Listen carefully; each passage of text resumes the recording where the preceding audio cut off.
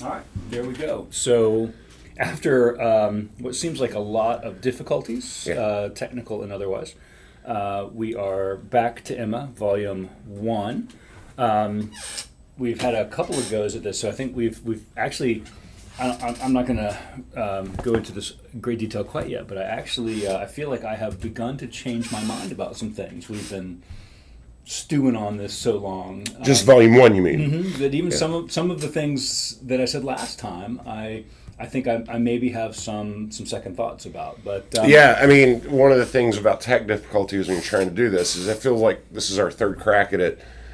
We were distilling it. It's almost like rehearsing for a play. Back when we would do that, you feel like you're fine tuning it, and you realize along the way, oh wait, I didn't like that.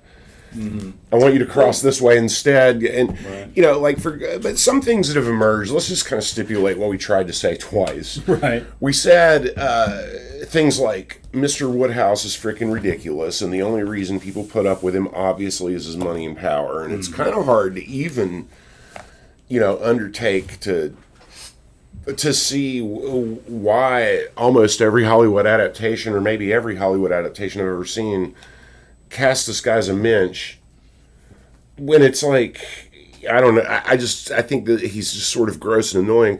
We also just talked about some of the class snobbery and the dedication to the crown. You mentioned Austin dedicating this book to, I guess, a prince regent or something. well, yeah. This era, right, is defined by this regency. Yeah. And then this is the prince that goes on to become King George the Fourth. Right. And so on the one hand, thinking of Jane Austen as this rebellious sort of pull the curtain back on all of the kind of ugly truths of society.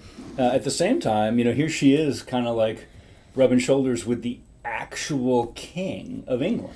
In a time, by the way, when that meant real stuff. And So that yeah. so that the even at their most foolish, the goings on in a setting like Mansfield Park or here at Hartfield, even when they look so ridiculous, a little bit of biographical exploration, you're saying, reveals that it's like, ridiculous or not, this is where you roll, it's what you prefer. I mean, there was the one moment in Mansfield Park that rings out at me very loud now that we're 3 1/3 books in, where Fanny's house, we go to her house, just briefly, like her actual her parents, family, when yeah. and her son is about to ship out, and they're also excited, and it's like Fanny's aghast at how noisy, Right. and the mother's having to do her own cooking and cleaning, and Fanny's like, what's even happening? And that moment is like something that I almost feel like I could write about, like just in terms of a standalone, like, okay, Austin at least has some sense of Right. how people live that don't have 1,000 servants, but it Right. doesn't seem to be much on her radar, does it? Well, it's something that stands out to me about, presumably all of Emma, but Yeah. certainly Volume 1. Yeah. Is there are all these servants, there are all these like shopkeepers, There's the these, sympathetic farmer that we all hope still will marry but, Harriet. but he actually merits being a character, Right. right? There are all these other people. Like, I don't know the name of the maids. Or the cook, or True. And so We know the name of the horse guy because Mr. Woodhouse always- keeps saying, James, yeah. James and the horses. right, and so one of the truths about this world is it is propped up by this entire class of sort of nameless functionaries, right, who all live downstairs, and Yeah. a sort Or of, in these huts that Emma visits sometimes to Right. dispense charity. right, whose poverty, like, to a large extent, is the fault of these rich folk. Of Woodhouse and Knightley. Yeah. So Like, the very people that, they're like, we're supposed to think, I mean, this is Yeah. kind of weird too, like, so much of, not to give too much away about Volume 2, but so much of the suspense of Volume 2 is that, oh no, what if Jane loses this apparatus you just said? She'll just fall into the, like, I don't know, it's like the Shadowlands, like never to be heard from again, like you'll just Right. be this nameless teacher, oh dear, like hang on for dear life. And then Harriet, even though Martin merits being a character. You're right about that. Back to Volume 1, I mean, so much of the suspense of Volume 1 is Emma's default understanding that if Harriet marries Mr. Martin and kicks it with those sisters, their friendship has to be over. Right, she couldn't possibly. And yes, Knightley being aghast at that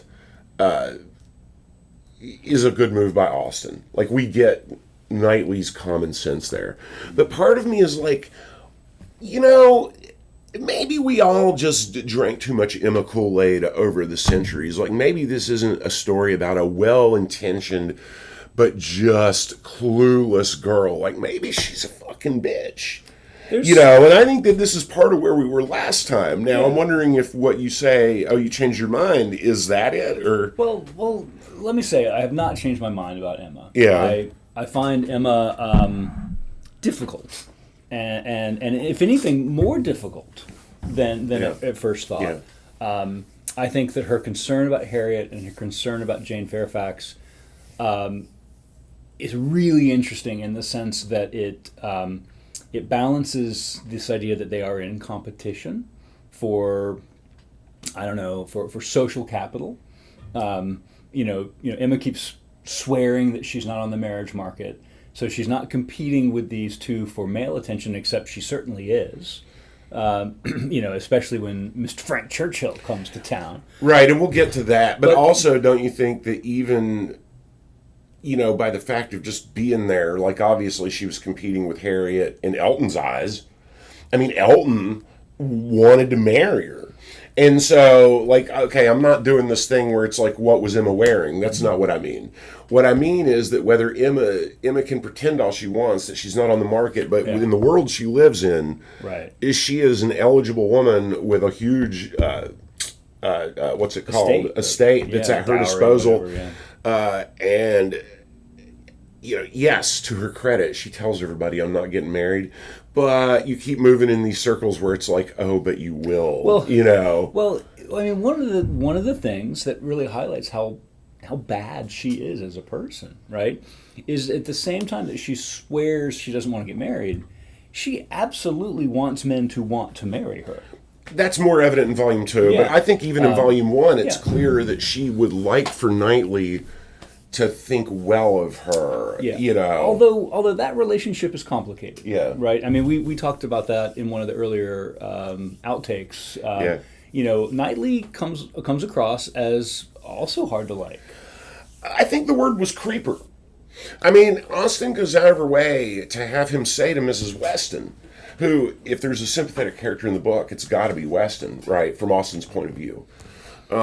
And he just says to her, as if it's a normal conversation, and maybe it was in the late 1700s, I don't freaking know, but I've been watching her since she learned to read, like, and I remember when she did this when she was 13. It's like, brother, she's 21 and you're in your late 30s. I mean, is this like some kind of My Fair Lady deal? Like, are you, grooming her? Like, what do you mean by I've been watching? How can you really be friends with Mr. Woodhouse? How much business can there really be for that old codger and you to do? And one can't help but think of Woody Allen. Right. This kind of mixture of domestic space with romantic space, yes, and all of that kind of thing. And so, in a lot of ways, I find the main characters, I think the one unassailably good guy so far is Mr. Martin. Well, I think Mr. Weston, he has the checkered past because he had to give up Frank. Mm-hmm. But Austen represented that in a very authentic way. Like, this is just the kind of thing that happens to people. It was almost outside of rank. Of course, his marriage problems were because of rank. Don't get me wrong. Like, that was still there. But the idea of, we fell in love and we said, fuck it, it's like a Billy Joel song, too. Like, people said we wouldn't make it. Right. But then she dies, the mother. Right. And he's in this hard situation. The Knightleys kind of disagree. One of the rare moments, or I don't know, I believe it's John Knightley, isn't it, that says something like, well, that's just weird that he gave up his son. But I think Mr. Weston is deeply sympathetic in that whatever you think of the decisions that he's made, they are relatable. Plus, he seems to really love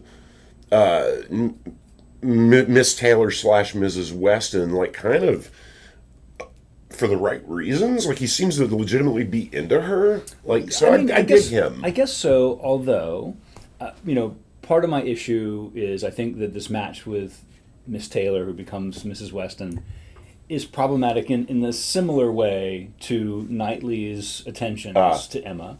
I mean, the age gap there must be sizable. Yeah, he's got a teenage son. More than a teen. I mean, like, the son is basically his wife's age. Right. We'll get to that when we get to volume 2. There was some stuff there. But, yeah, and so... But the son is, I think of him as maybe a touch younger than Emma. Am I wrong? I thought he was a little older. Okay. I thought he was in his... Knightley says at one point when he's telling Emma, he could good and well come here. He's a grown man. He's a grown man, yeah. Man, did she give the age and I missed it? I think he maybe says something about it. Let's see. Here we are in real time, ladies and gentlemen, not remembering text. So. Let me. I've got it in my notes somewhere. I bet you're right. I bet he's older than Emma, because Emma is, after all, only 21. I mean, we're here, we're sitting slamming on her, but she's just 21. God help me if I was ever held right to standards, at 21 of people sat and talked about me for an hour.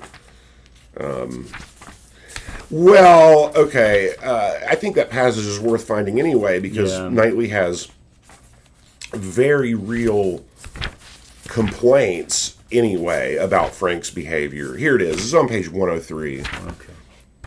Here it is. It is not to be conceived that a man of 3 or 4 and 20. So he's a couple years older than Emma, and Taylor was like maybe 12 years older than Emma. Was she that much older than Emma? Something like that, yeah.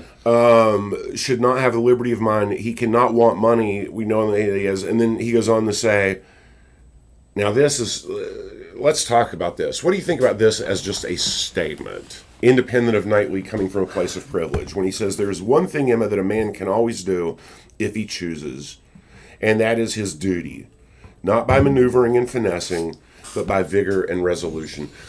Is that right? Like, is that your sense of, like, a good way of being a man? Do you agree with him there? Well, I'm not sure that that's the argument he's making. Okay. I think what he's making there is this that in this world, in this particular society, that the invocation of duty gives a man a lot of power and privilege, and that a man like Frank Churchill, were he to actually want to come see his father, would only have to invoke this question of duty, and no one would stop him. Is the implication here that if the aunt, Mrs. Churchill, decided to deny him his estate inheritance because he visited his father, and this was done publicly, the community would be aghast because everyone would understand that Frank had invoked duty? Is that Knightley's deeper argument? I mean, I don't know that he's going quite that far, yeah. but basically, yes. I think what he's saying is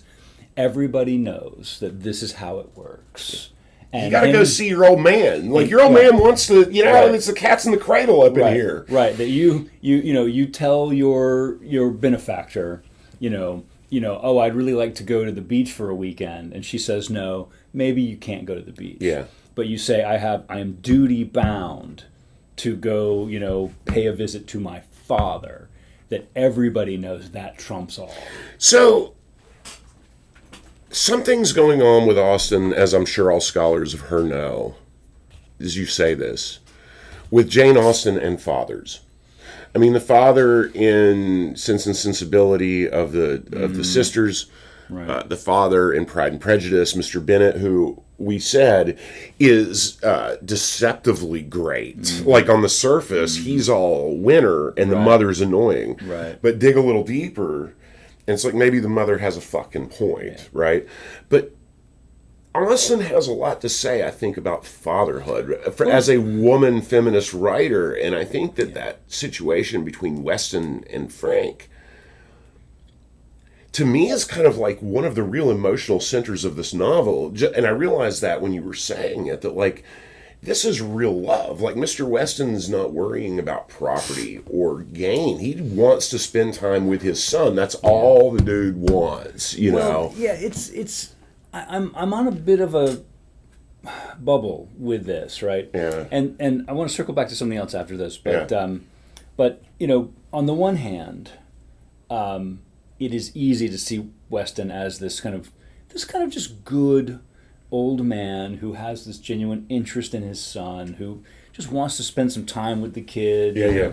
You know, throw the ball back and forth. Yeah. You know, kind of. On the other hand, both he and Mr. Woodhouse are sort of ridiculous, and so it is unclear to me, like one of the things that Austen is also doing here, as much I think as she values fathers, one of the things she's also doing is kind of reminding us that they are just allowed to be weird and useless in a lot of ways. I mean, this is maybe too far, but I kind of get the feeling that kind of off in the margins, not quite making it to the book, is this kind of argument where the women are all like in a carriage together, you know, and somebody just says, look, as long as he keeps writing the checks. And it's got to be why Knightley's the hero, because he's the one guy that you smell a little bit of, okay, if you married him, he would not turn into a ridiculous, useless person, right? This is similar to Darcy in Pride and Prejudice, why everybody loves Darcy. Yeah, a little bit. The contrast between him and other men, perhaps. Right. Well, and it's Knightley who's like out in the snow going like, this is fine, y'all. Yeah. And all that. But let me circle back to, okay. I said earlier that I had sort of changed my mind about something. Yeah. And one of the things that I've begun, I mean, my first read through of Volume 1, I saw Mr. Woodhouse as almost pure comic relief. Yeah. Especially when Bates is in the room. And the two of them are just doing their like little trivial nonsense. You know, their interruptions. Bates is amazing. Like, I mean, her what a monologues. An incredibly well-rendered character. Just tour de forces. I mean, this is Austen going off, showing like, you want to see my ear? Here's how people talk. And the threading of the conversation, you know, Bates keeps circling back to this trivial point that she just can't get rid of, you know. Yeah. And the constant, you know, so, you know, as you know, my in-laws now live very close, and we were spending a lot more time with them. And it is a feature of spending time with older relatives. And I certainly don't want to sound like I'm complaining about things here. You know, God knows I'm going to be worse. But it is a feature of like spending time with the older relatives that one spends a lot of time like chewing over these things that feel pretty trivial. One spends a lot of time sort of saying the same thing several times, you know, and there's these concerns and these, you know, lack of familiarity and this sense that things are very foreign that are not so foreign, right? And Bates just captures this, right? And Woodhouse with his like never-ending know-it-allism. And we laughed about this earlier on. Like my favorite scene, hands down, in Volume 1 is the dinner scene at Weston's with Isabella. At Weston's. I see. For me, the best scene is when it's Isabella and John Knightley are visiting and they argue about whose doctor. No, that's what I'm saying. Okay. They're at Weston's house. Okay. Having this big dinner. This is the Christmas Eve dinner. Right. And Woodhouse is saying you shouldn't have gone to the beach. Right. That's it. And there's the whole back and forth. And John Knightley loses his temper. He's finally. Like, tell me I can't take my family to the fucking beach. Right. And Woodhouse is like, his compromise is like, well, maybe not to the beach, but to this other beach. Right. And Knightley's like, that beach is 100 miles away. Right. Well, and you know what I noticed about that, and I want to confirm this before I fry Emma more, but I thought it was also evident of the things that are wrong with Emma. Here it is. It's on page 77. Emma's attempts to stop her father. So Emma knows her father's being ridiculous, But Emma also feels like, okay, but you have to respect him, right? So she's playing both sides. When he reached such a point as this, she could not wonder at her brother-in-law's breaking out. So right. Yeah. So here, she knows. She is sympathetic. Okay, good. So yes, this is a little bit of defending her. And here's what he says: "Would do well, Mr. Perry, to keep his opinion until it is asked for. Why does he make any business of his to wonder what I do? Am I taking my family to one part of the coast or another? I may be allowed, I hope, the use of my judgment as well as Mr. Perry. I want his direction no more than his drugs." That's also a nice touch because it's a model of another man that's not ridiculous. Right. Like to your earlier point. Like Yeah. this is a father Right. who is beset by bullshit, and he's still like, dude, like I took my family on vacation, get over it. Like I'm the one that spent the money. Right. This is Nicolas Cage. Kind of like circa 1995. Right. You know, like well, what I would like to know, sir, Yeah. is and he's just fed up, and he's finally popped, right? But then I mean the cake topper, the end of this chapter, right? Mr. Woodhouse was rather agitated by such harsh reflections on his friend Perry, right? To whom he had, in fact, though unconsciously, been attributing many of his own feelings and expressions. Yes. So, like, Woodhouse knows he's full of shit. Yes. Right? Unconsciously. Well, here's the thing, though. I mean, right, though unconsciously been attributing many of his own feelings, right, I think what we're seeing here is the moment that Woodhouse realizes that he has just been saying what he thinks. And he's been told fuck off. Thinking it was Perry, but then realizing like, oh no, that was just me after all. Okay. You know, and told like, I don't care what you think. Right about this.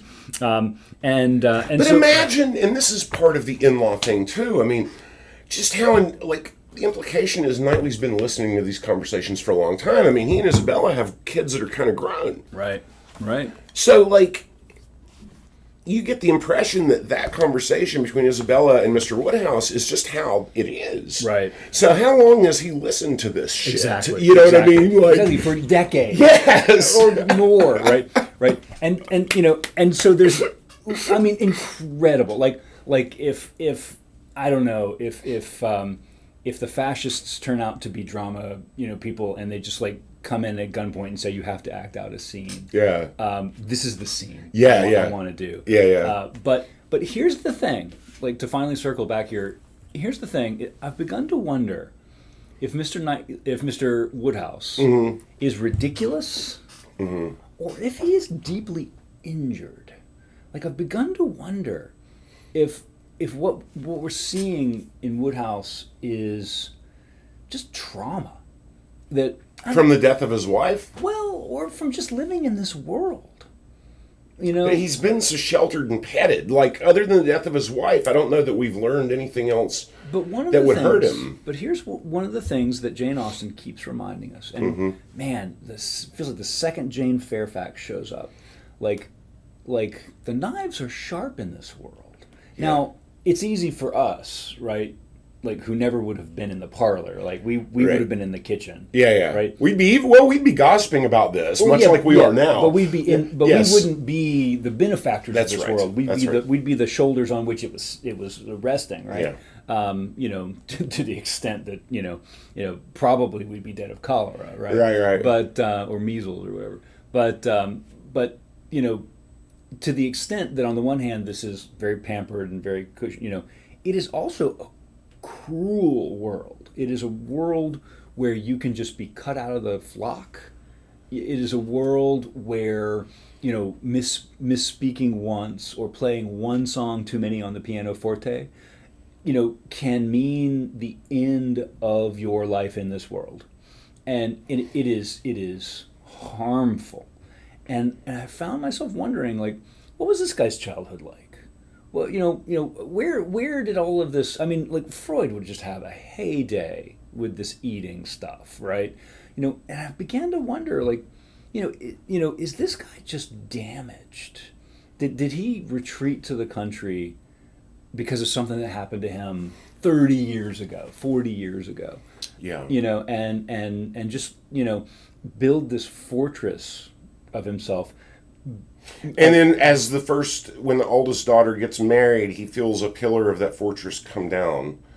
And it just like kind of broke him when Isabella left, and then when Taylor left, and so all that is left to protect him now is Emma. Yeah. And I mean, it's weird to be playing a violin for this like guy who is very much one of the wealthiest men in all of England. Right. Like we're supposed to believe that. Right. Like he is a real seat of power. Yeah.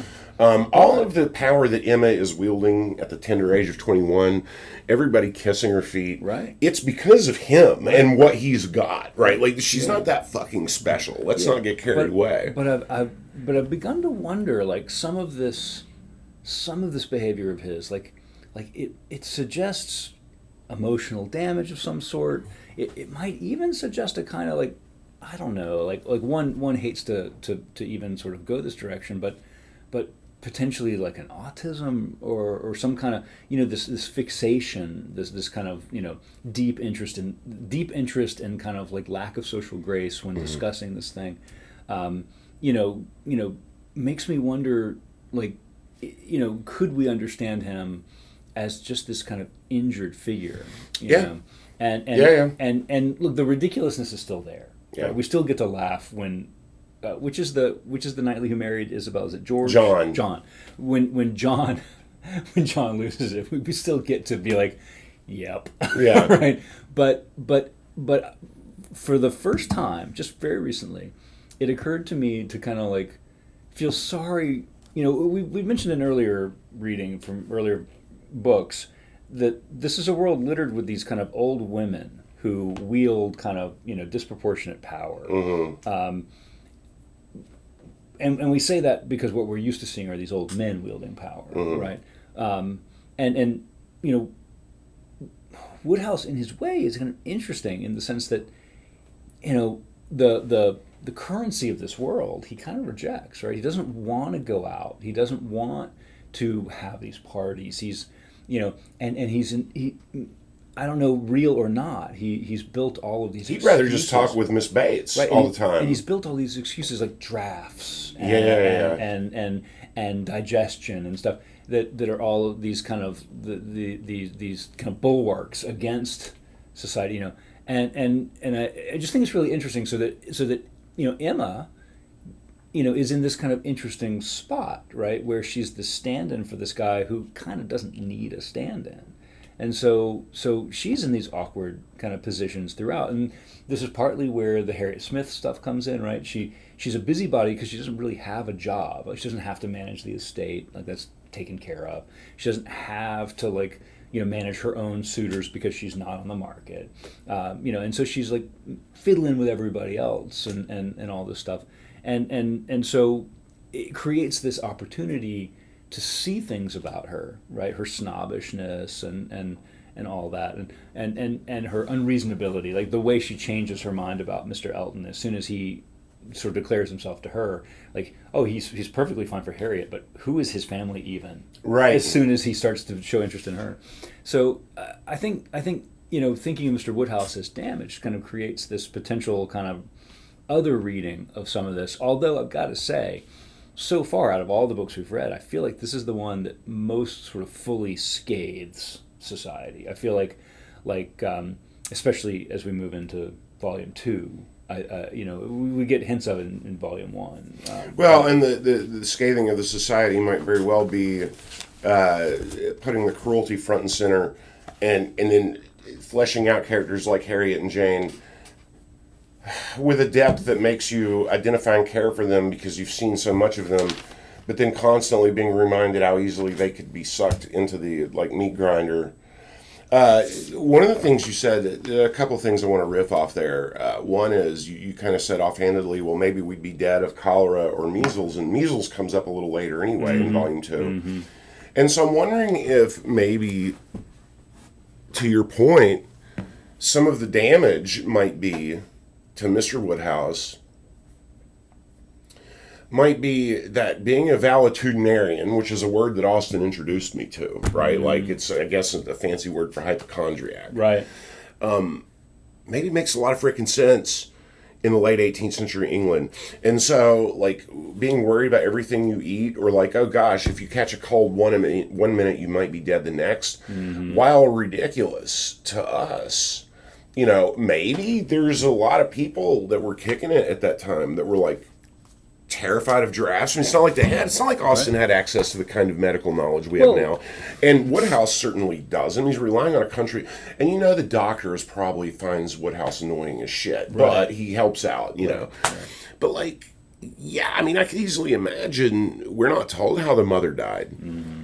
But it could easily have been 1 minute everything was fine, and then she just caught a cold and fucking passed. Well, and think about Sense and Sensibility. Yeah, Marianne. I mean, she gets wet. Yeah, she gets wet. Her feet get wet. That's it. And so, that is a...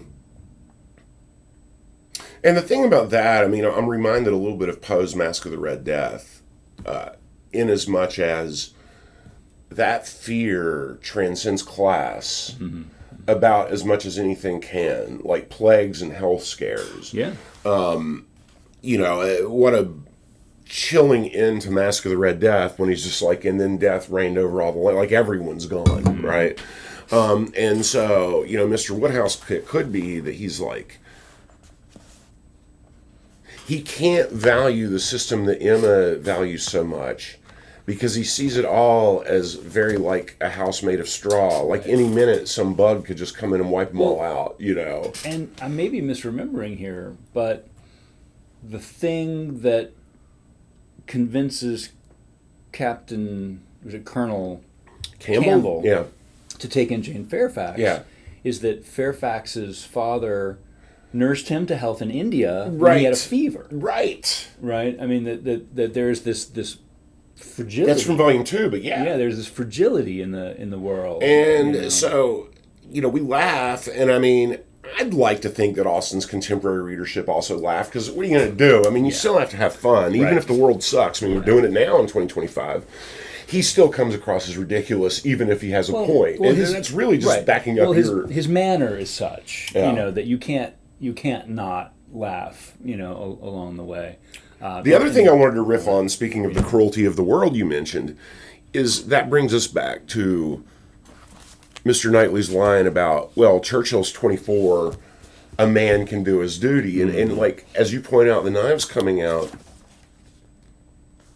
maybe those two things are part of the dramatic tension of the novel. Like, on the one hand, you should do your duty, but on the other hand, okay, but also watch out. Like, so you could go with my original thesis, hey, that's easy for George Knightley to say. He controls more property than anybody in this world other than Woodhouse. But your point, I think, also still stands, which is that, okay, even in this very cruel world, you can still say, I've got to go spend time with my family. I mean, there's certain things you can do. You can fight for the honor of your wife. You can, you can insist that your child matters. Like, there's just certain bulwark things that George Knightley is saying a man just can do, even in this world. Right. And by the way, I think he means it when he says a man. Yeah. But to kind of circle back to the earlier point too, one of the other things that really weighs on me in Volume 1 is all this concern that Emma has that she's trying to sort of pass on to Harriet for the poor tenants. Whose poverty, I can't help but think, are the result of the policies of their landlords. Mr. Woodhouse and his friends. Yes. And there's this scene that starts on 63, where Emma and Harriet are going to visit some tenants that are sick, right on the end of 63. And she's in this present instance, it was sickness and poverty together which she came to visit. Right, so she's stopping in, to offer whatever support to these tenants, and after remaining there as long as she could give comfort or advice, which is kind of hilarious to begin with, right? These are grown people, making those kind of decisions. It's funny to think what her advice would be. Right, have you tried being rich? 21-year-old, Right. She quitted the cottage with such an impression of the scene as made her say to Harriet as they walked on, "These are the sights to do one good. How trifling they make everything else appear." right? Yeah. I do feel as if I could think of nothing but these poor creatures all the rest of my day. And there's something about that phrase, poor creatures, Yeah. right? That the world that she lives It's like in, she just got back from the zoo. right, and the world she lives in requires them to be creatures a couple of different ways, Yeah. socially and financially, right, and they just continue to talk about how moved they are, right, and how they couldn't possibly think of anything, Right. everything else is so trifling, and then just 3 inches down the page, they walked on. The lane made a slight bend, and when that bend was passed, Mr. Elton was immediately in sight, and so near as to give him a time only to say further, "Ah, Harriet, here comes a very sudden trial of our stability and good thoughts." Yeah. It's all so superficial, and I don't know. I've been reading a lot of David Graeber lately. I've been thinking a lot about debt and sort of like the kind of like early agricultural capitalism that later came to define that kind of capitalism that comes with the Industrial Revolution, which I think we often think of as the beginnings of capitalism, even though it predated it quite a bit. Yeah. And just thinking about one of the kind of revelations of this world, and partly I think we've been watching a lot of Bridgerton at our house lately, which of course it's very lovely. Yeah. But at the same time, I find myself kind of thinking a lot about the degree to which Jane Austen is sort of asking us to actually notice how much of this wealth sort of relies on the suffering, like the active suffering of other people. Yeah, like is Austen 100% with us when we scoff at the very notion of Emma giving them advice? Mm-hmm. Or is there a part of Austen that's like, well, yeah, Emma has advice to give because she's better. Like, that's something I wonder whether we're reading against the text or not when we come to that line and laugh. Well, yeah, and this is Emma's duty, and this is part of what made me think of this, right? Yeah. Right. Knightley tells Emma, look, Frank Churchill could good and well say, "This is what I'm doing," and nobody could stop him. Yeah. Right. But I think what we see in Emma in this scene is a kind of mirror. Her duty is to go visit these people and give them advice. Yeah. Whether, I don't know, moral. Notice it's not money, right, or food. Right, it's comfort and advice. Now, I think it feels like thoughts and yeah, prayers. to be fair, I think there is a scene where she takes a basket of food. That's true. That's well. true. Yeah. And but big whoop. Yeah. Right. Yeah. They're like.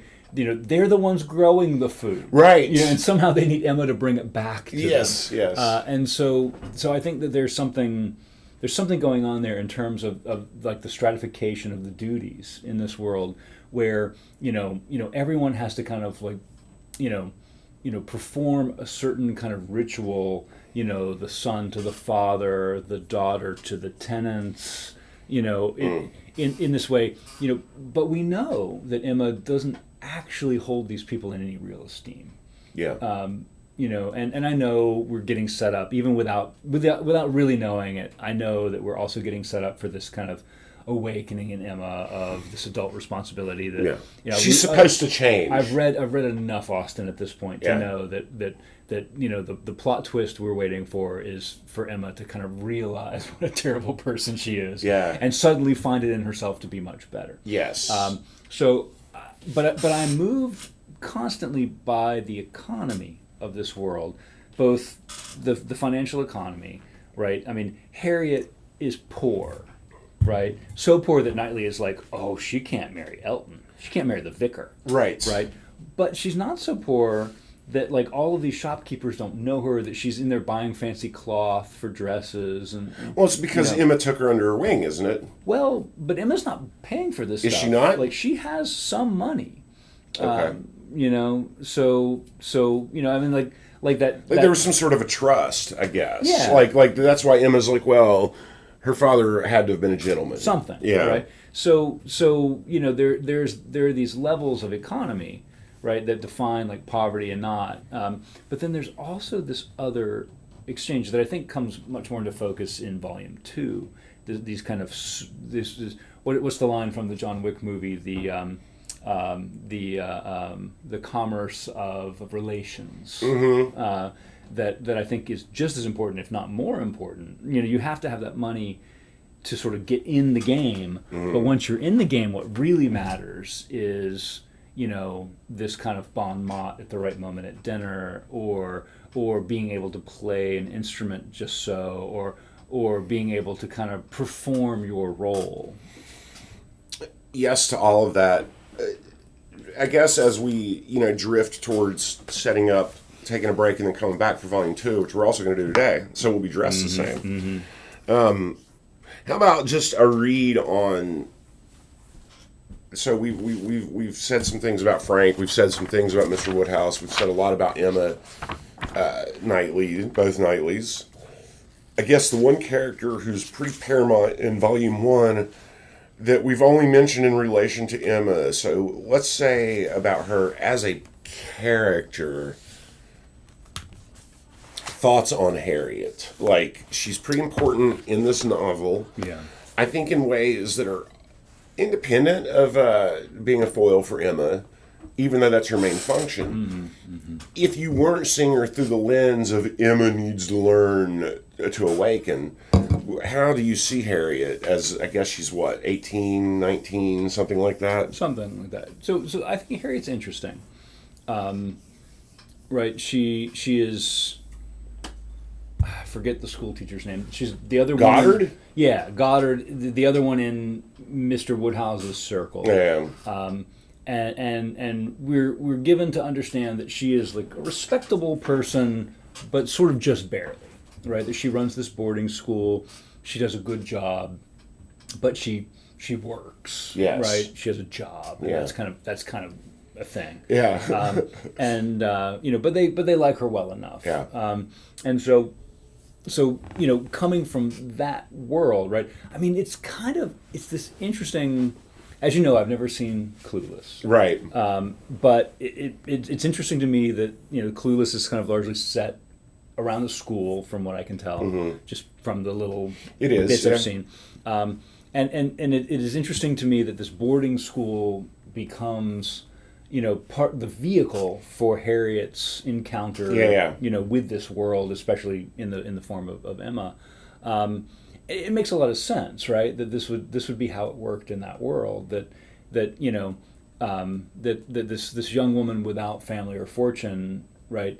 What she has is this kind of basic respectability, partly because Goddard has done a pretty good job training, educating her, right? But she's clearly like not as sophisticated. There are these levels, right? That Emma is not the most sophisticated either, right? As Knightley is happy to point out. But Harriet, it's worth remembering they're also damn young, right? But except Knightley, right? But Harriet, a little less sophisticated, right? And a little dazzled, I think, by Emma and by the attention from Emma. And so on the one hand, I think what we're supposed to see in Harriet is this genuine ingenue, right? This in a slightly different story, although one with a lot in common with Emma. She would be, the girl from Kansas who shows up at L.A. to be an actress, or something like that. She's this kind of like good-hearted innocent, and I think in that sense, she doesn't just stand in as a foil to Emma. She stands in as this kind of fantasy for like just kind of like honesty and kind of like she's at this precipice, right? If Emma's plans work out, she's going to enter this cutthroat world of high society. If Knightley's plans for her, happen instead, I think we're supposed to understand this as the happy ending for Emma, where she enters into this kind of honest world where we're just being a good person is enough. Well, I mean, that reminds me a little bit of how we started when you pointed out that Martin merits being thought of as a real character in the novel. Mm-hmm. And I found myself thinking while you were talking about, okay, if Knightley is somehow the moral compass of what the priorities should be, right? Mm-hmm. I imagine there'll be things Knightley has to learn too, though, right? Because Austen does that. But to the extent that all that is true, Martin wanting to marry Harriet, and Harriet and Martin's sisters loving Harriet suggests, in and of itself, that Harriet has a lot of substance, a lot more substance to her than what Emma allows herself to see, because Emma just sees her as a project. She is not sophisticated enough. But it's like, if you use your imagination and imagine her, what did she say? She spent 6 months at that farm? What do you think those 6 months were like? I mean, I bet there were a lot of moments where she was pretty fucking cool from Martin's point of view. Right. And he was like, that's what I like. And Right. and Knightley is insistent that Martin is not shallow. Right. So it's like, Yeah, he writes that letter that even Emma has Yeah. to sort of admit is pretty good. so there's a way in which we're being set up maybe for us to realize that Emma and Harriet are somehow going to switch roles, like the classic, the teacher becomes the student. Right. That could be one way to go. It's been so long since I read this novel. I do vividly remember how Clueless turns out. This one, I know, right? I know that Emma and Knightley are going to be together, and I can't remember how the Jane and Frank stuff is settled, but I know it does get settled in a way where none of us are mad. Well, this is the formula. Right? Yes. There's nothing to surprise us about any of that. Although in Sense and Sensibility, there was a minute where we thought, is she going to kill Marianne? Because we hadn't read that one. Right. But so I look forward to, and I think when we get to Volume 2, I think we're going to have much more to say about both Jane and Frank. They'll probably be the dominant, with some other characters as well. Yeah, I mean, my sense is that Volume 2 moves back into territory that feels a little bit more like Mansfield Park to me. The sort of generational differences within society and some of that kind of stuff. But yeah, I think there's a lot of stuff to be said, and I think some things that will allow us to kind of look back on Volume 1 and maybe say a little bit more about that. Sweet. All right.